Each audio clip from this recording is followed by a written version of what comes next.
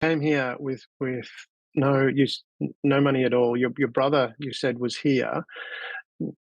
I guess that probably gave you a little bit of security, giving you that strength, which is another of Cher's principles, is to find your source of strength. But same token, from what you were saying there, that you had some cultural, use the term cultural restrictions. Like it wasn't from that working perspective. How did that find, and how did you find the strength to overcome that? What drove you to do that? I always believe that, and that was the main reason I left my country.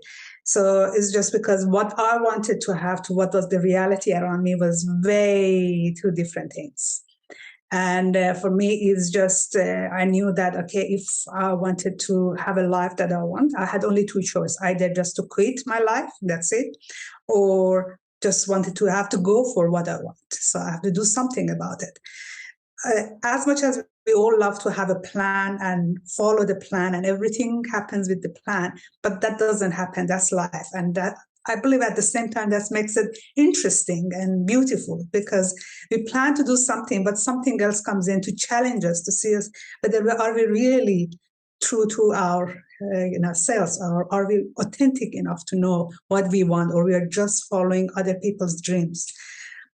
For me, overcoming that cultural thing was just, I had to decide for myself, either they are here to help me, feed me and do something for me, which to a degree I have to say that my brother was happy to do it, but I didn't want to live my life like that. I didn't want to be dependent on someone else.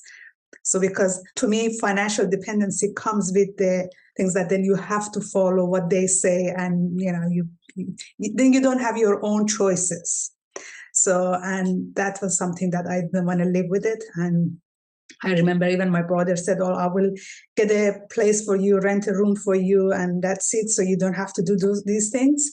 This is against the family things. I mean, what does the family think that you came here? I'm your elder brother, and you are going to work in the restaurant. So just take it easy, stay here a couple of years, just enjoy your life and stuff." I said, "No, I don't have time.